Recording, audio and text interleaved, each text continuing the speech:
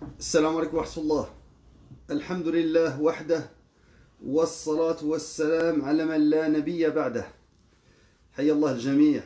Je vous souhaite la bienvenue en ce 10e cours des versets souvent mal compris. Donc, Inch'Allah, nous allons continuer aujourd'hui avec une autre surah. La surah d'aujourd'hui, ça va être surah Al-A'raf, la 7e surah dans l'ordre du Mus'haf. Hier, j'ai parlé de Surat Al-An'am et j'ai dit que Surat Al-An'am était une surah qui est descendue en une seule nuit, accompagnée par 70 000 anges. Ce qu'il faut savoir, c'est qu'il y a certains savants qui ont soulevé le fait que le hadith qui mentionne qu'elle est descendue en une seule nuit n'est pas authentique, qu'il est faible. Il y a d'autres hadiths qui le mentionnent et qui mentionnent cela.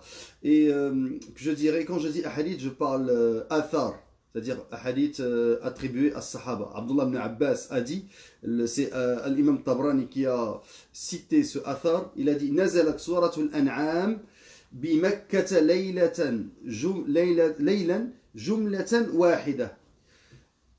Je répète, l'imam Al-Tabarani a cité un athar de Abdullah ibn Abbas qui a dit Nazalat suratul an'am, surat al-an'am est descendue bi Makka, à la Mecque, laylan, de nuit, jumlatan, c'est-à-dire en un seul coup, hawlaha sab'una alf malak, autour d'elle 70 000 anges.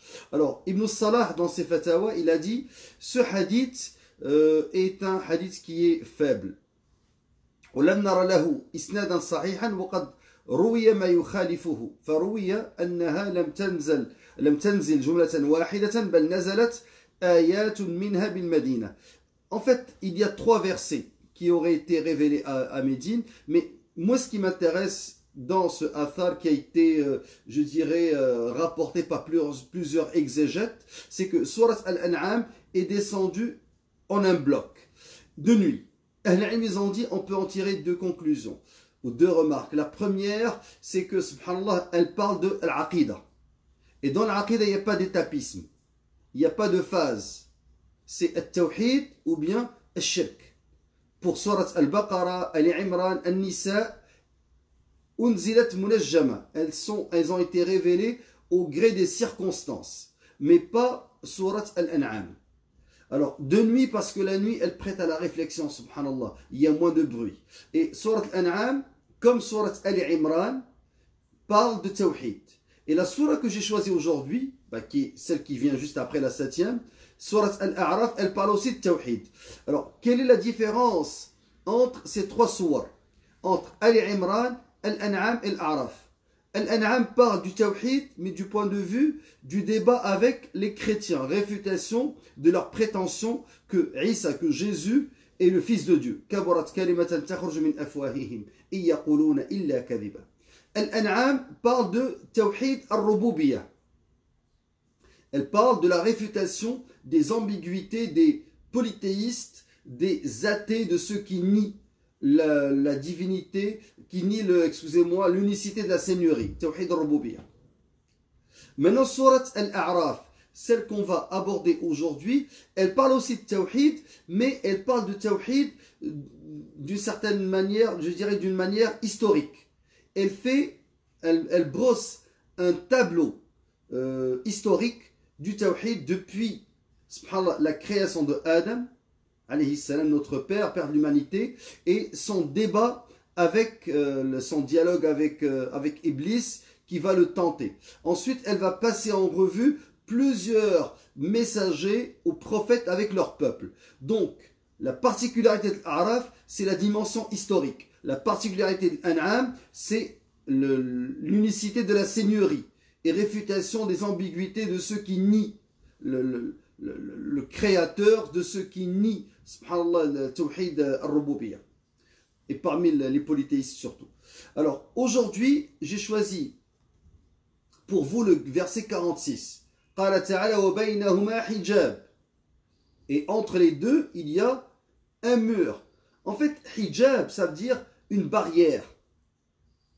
Une barrière qui voile. Là, j'ai pris la traduction de Hamidullah, rahmatullahi alayh, et lui, il a traduit par il y aura un mur. Alors, entre les deux, il y aura un mur. Hijab, c'est une sorte de barrière. de murailles. De... وعلى الأعراف رجال يعرفون كلا بسيماهم.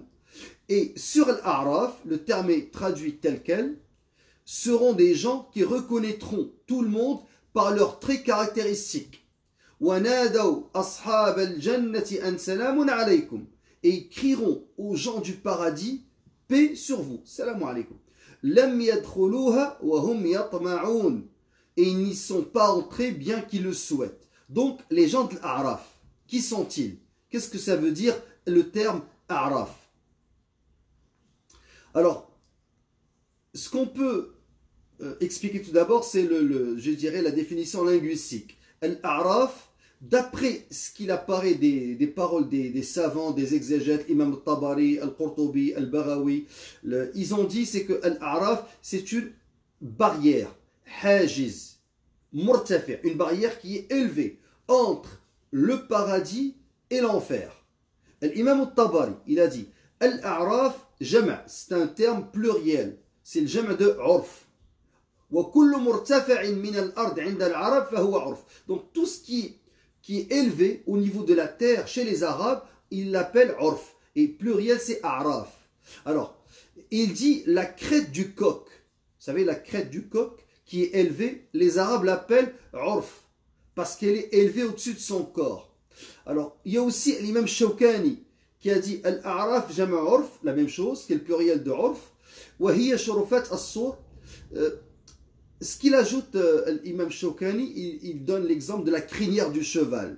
Il a dit la crinière du cheval s'appelle urf. La crête du coq ou du serpent, ce qui est au-dessus de sa tête, s'appelle urf parce qu'elle est élevée. Donc, ce qu'on peut déduire, c'est que l'urf, c'est-à-dire la hauteur, l'endroit élevé, le sommet. Dans le verset, c'est un voile, une muraille qui sépare entre le paradis et l'enfer, et sur laquelle il va y avoir des hommes. Allah Azza wa Jalla dit dans le verset 46, et entre les deux, il y aura un mur.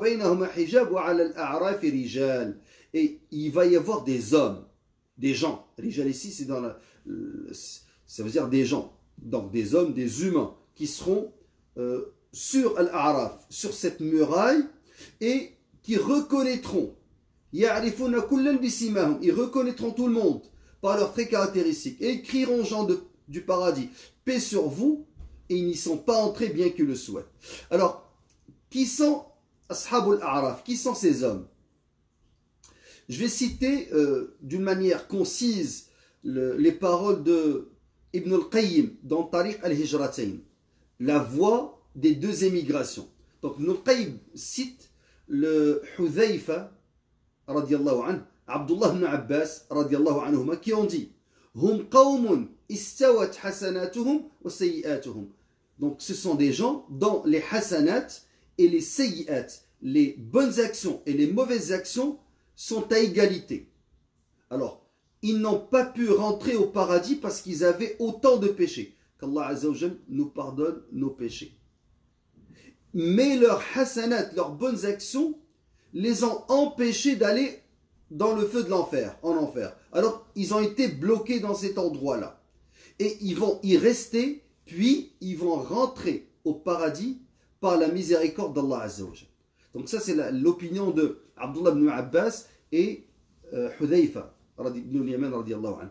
Autre opinion, c'est d'Abdullah ibn Mas'ud. Il a dit وَمَنِ اسْتَوَتْ حَسَنَاتُهُ وَسَيِّئَاتُهُ كَانَ مِنْ أَصْحَابِ الْأَعْرَافِ. Celui dont les bonnes actions et les mauvaises actions sont à égalité sera des gens de l'A'raf qui seront sur cette muraille, qui ne pourront rentrer ni au paradis au début ni en enfer. Alors Abdullah ibn Mas'ud dit فوقفوا على الصراط ثم عرفوا أهل الجنة وأهل النار فإذا نظروا إلى أهل الجنة نادوا سلام عليكم.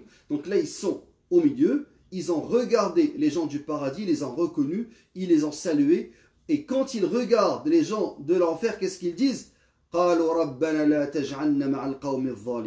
Ils ont dit, ô Seigneur, ne nous faites en sorte qu'on ne soit pas avec les gens injustes. Donc c'est ils invoquaient Allah Azza wa Jalla pour ne pas aller en enfer. Autre opinion. Ce sont des gens qui sont allés faire le djihad. بغير إذن آبائهم, sans demander la permission de leurs parents. Et ils ont été tués dans le djihad. فأعتقوا من النار لقتلهم في سبيل الله. Donc ils ne sont pas rentrés dans le feu de l'enfer parce qu'ils étaient des martyrs. Et le martyr ne rentre pas dans le feu de l'enfer. وحبسوا عن الجنة, et ils n'ont pas pu aller au paradis لمعصية آبائهم. Alors parce qu'ils n'ont pas allé au paradis parce qu'ils ont été désobéissants à l'égard de leurs parents. Je cite toujours les paroles qu'a cité Ibn al-Qayyim dans l'explication de qui sont Ashab al-A'raf. Et à la fin, je vais vous dire quelle est l'opinion la plus juste. Wallahu a'lam. وَقِيلَ قَوْمٌ رَضِيَ عَنْهُمْ أَحَدُ الْأَبَوَيْنِ دُونَ الْآخَرِ. Certains ont dit, le père, il les a agréés, ou bien la mère les a agréés. L'un des parents les a agréés, mais pas l'autre. L'autre, il était en colère contre eux. Alors Allah Azza wa Jal, comme ce n'est pas les deux parents, subhanallah, qui les ont agréés, il y a l'un des parents qui a subhanallah, quelque chose dans le cœur à l'encontre de cet enfant-là, il va être bloqué dans cette muraille entre le paradis et l'enfer. Ça vous dit, subhanallah, l'importance des parents. Un martyr qui n'arrive pas à rentrer au paradis à cause des parents. Quelqu'un qui a de bonnes actions mais qui n'arrive pas à rentrer au paradis à cause de l'un des deux parents. Wallah al-Musta'an. وقيل هم أصحاب الفترة وأطفال المشركين. Et certains disent ce sont les gens de l'époque qui n'ont pas reçu de messagers ou de prophètes. Donc Allah Azza wa Jal les a laissés là parce que en attendant d'être jugés, d'être testés. Et certains ont dit ce sont les enfants des polythéistes. Et l'enfant, c'est une page blanche. Il n'a pas commis de péché, donc ils seront dans cette situation. Ni au paradis, ni en enfer, jusqu'à la fin, bien sûr. Et certains ont dit ce sont les meilleurs parmi les croyants. C'est parce qu'ils sont là dans ce sorte de balcon en train de regarder les gens de l'enfer et les gens du paradis. C'est comme un privilège. D'autres, ils ont dit ce sont des anges et non pas des fils d'Adam. Ibn al-Qayyim dit l'opinion la plus juste d'après les compagnons du prophète c'est la première opinion, celle de Abdullah ibn Abbas, de Hudayf ibn al-Yaman, d'Abdullah ibn Mas'ud, que ce sont des gens, ce sont des musulmans, des croyants, dont les bonnes actions et les mauvaises actions sont à égalité. Alors c'est pour cela qu'ils vont rester sur cette muraille, sur l'Araf, jusqu'à ce qu'Allah Azza wa Jal les fasse entrer au paradis avec sa miséricorde. Bien sûr, tout le monde va rentrer avec sa miséricorde. Mais il y en a qui vont rentrer avec sa miséricorde ibtida'an, dès le début. Et d'autres qui vont rentrer avec sa miséricorde, bien sûr, mais qui vont devoir attendre sur cette muraille. Qu'Allah Azza wa Jal fasse qu'on soit de ceux qui rentrent dans le Jannah, au paradis, bighayri hisab. Alors, maintenant, j'aimerais passer à un autre verset. Ou plutôt qu'un autre verset, je vais prendre plusieurs versets pour vous expliquer un point peut-être que plusieurs gens, subhanallah, ne comprennent pas ou plusieurs gens oublient. Alors, Allah Azza wa Jalla dit dans le verset 59, d'ailleurs maintenant on va passer en revue je dirais ce portrait, ce tableau historique des prophètes et des messagers avec leur peuple. Ça a commencé avec Adam alayhi salam, qui est le premier prophète. Maintenant on va voir le verset 59 qui va parler du premier messager. Abdullah ibn Abbas a dit que l'humanité a vécu pendant 10 siècles sans qu'il y ait de messagers, parce qu'ils étaient sur Tawhid. Lorsque ils ont développé le shirk, le polythéisme, l'associationnisme, Allah Azza wa Jalla leur a envoyé Noé alayhi salam, le premier messager à l'humanité. Alors, verset 59, nous avons envoyé Nuh, c'est-à-dire Noé, vers son peuple. Il dit, ô mon peuple, adorez Allah. Pour vous, pas d'autre divinité que lui. Je crains pour vous le châtiment d'un jour terrible. Et sur ce jour terrible, ça va être le déluge, ici-bas, ensuite le jour du jugement dernier dans l'au-delà, pour ce peuple-là. Les notables de son peuple dirent, nous te voyons dans un égarement manifeste, verset 60. Réplique, il dit, verset 61, ô mon peuple, il n'y a pas d'égarement en moi, mais je suis un messager de la part du Seigneur de l'univers. Alors, ça c'est Nuh alayhi salam avec son peuple. Il les a invités à Tawhid. Parce que dans son époque, les gens étaient devenus polythéistes. Ils ont associé. il y avait des gens de bien qui leur recommandaient le convenable, leur interdisaient le blâmable. Ces gens-là étaient morts, ils en ont fait des effigies, des idoles. Au début, ils les ont dessinés sur le sable, ça a disparu, ils les ont sculptés sur des troncs d'arbres, sur des pierres. Ensuite, ils ont commencé à aller vers leur tombe.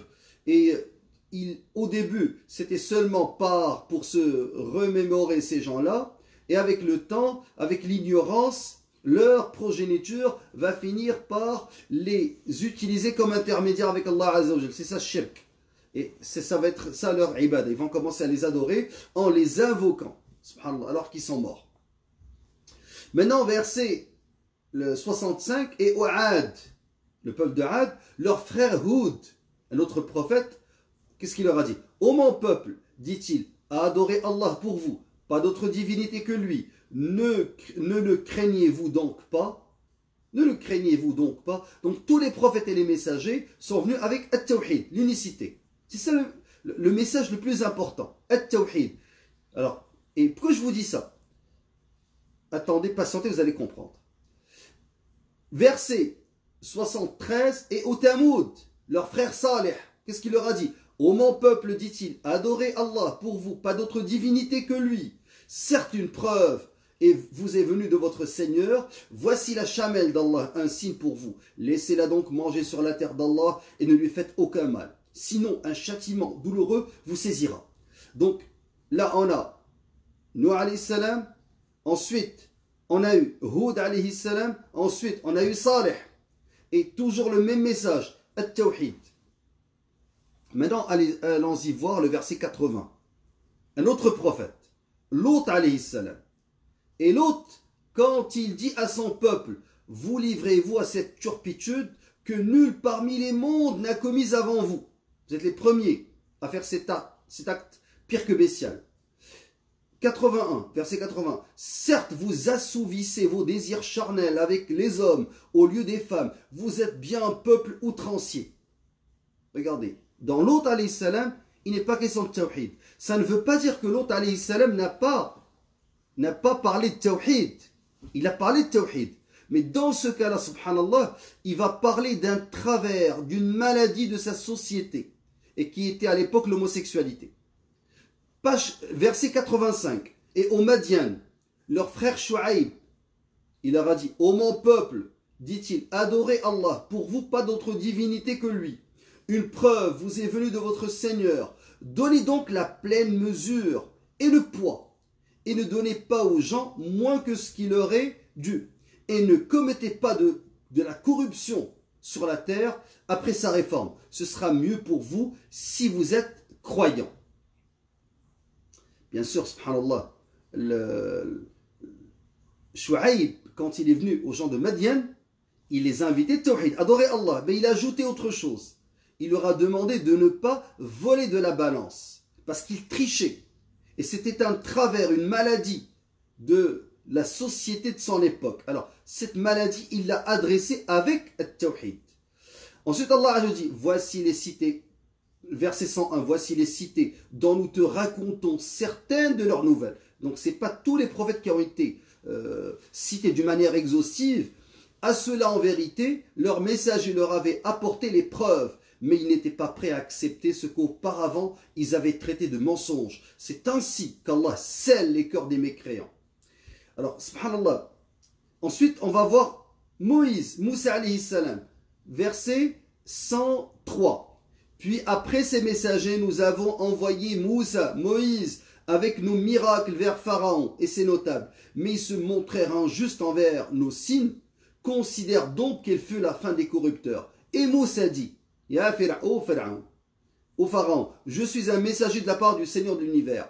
Je ne dois pas dire sur Allah que la vérité. Je suis venu à vous avec une preuve de la part de votre Seigneur. Laisse donc partir avec moi les enfants d'Israël. Ça ne veut pas dire que Moussa alayhi salam n'a pas invité Pharaon au tawhid. Il l'a invité au tawhid. Mais Allah Azza wa Jal, dans deux cas, il a mis l'accent sur, je dirais, l'injustice ou le péché. Dans le cas de l'autre, c'était l'homosexualité. Et tawhid n'a pas été cité, mais bien sûr, L'autre, alayhi salam, il a invité Tawhid. Tous les messagers le font, et les prophètes le font.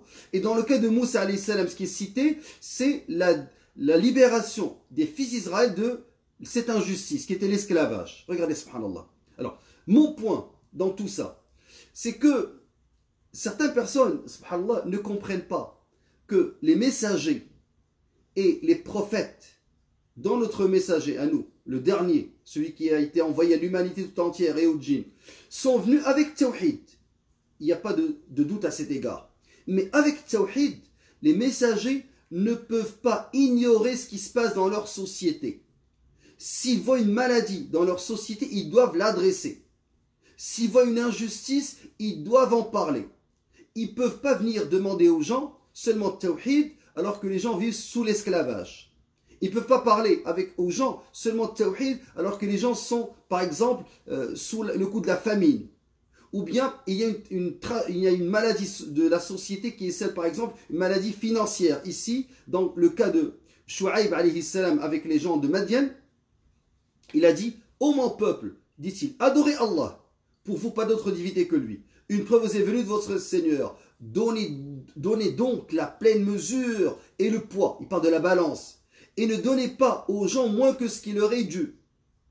Et ne commettez pas la corruption sur la terre. Ça ne veut pas dire qu'il n'y avait pas d'autres péchés dans cette société. Peut-être qu'il y avait la fornication, il y avait le mensonge, il y avait la médisance. Mais le trait caractéristique, le péché le plus répandu dans cette société, c'était le fait de voler de la balance. C'était le fait de tricher. Alors, subhanallah, et quand tu triches sur le plan économique, cette maladie économique, elle a des répercussions sur l'éthique, sur la morale. Alors, mon point, c'est que certaines personnes te disent, « Ya akhi, mon frère, lis le Coran. » Oui, il faut lire le Coran. « Mon frère, apprends le Coran. » Oui, il faut apprendre le Coran. Là, quand tu termines d'apprendre le Coran, il te dit, « Mon frère, fais tes prières, subhanallah. » Ok, je vais faire mes prières. Et après? Après, il va dire, « Mon frère, fais talab al-ilm. » Il va faire talab al-ilm. Mais, subhanallah, « Kalimatu haqqin urida biha batil. » C'est une parole de vérité. Mais l'intention de ces personnes-là, subhanallah, n'est pas une intention pour laquelle, c'est pas une intention pure. Il veut pas que tu fasses cela parce qu'il te veut le bien. Lui, ce qu'il veut, c'est que tu ne t'occupes pas des maladies de la société, que tu ne parles pas du tarout, que tu ne parles pas de l'injustice, que tu ne parles pas des bombardements contre les innocents, que tu ne parles pas des richesses qui sont spoliées, que tu ne parles pas du pétrole qui finance, subhanallah, les massacres à travers le monde et qui ne revient pas aux gens qui vivent dans la famine et dans, subhanallah, l'injustice. Alors, l'islam est complet. Allah Azza wa Jalla, il a envoyé ses messagers, ses prophètes, et c'est ça la leçon de Surat Al-A'raf, pour inviter à Tawhid, mais tout en mettant l'accent sur les maladies sociétales.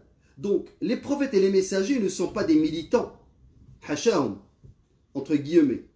Ce sont des prophètes et des messagers qui sont venus avec Tawhid. Ça, c'est l'objectif numéro 1. Mais dans certains cas, comme on l'a vu, verset 81 de Surat Al-A'raf, Allah Azza wa Jalla a dit sur la langue de son prophète, Lot alayhi salam, je cite, et Lot, quand il dit à son peuple, deux points, vous livrez-vous à cette turpitude que nul parmi les mondes n'a commise avant vous.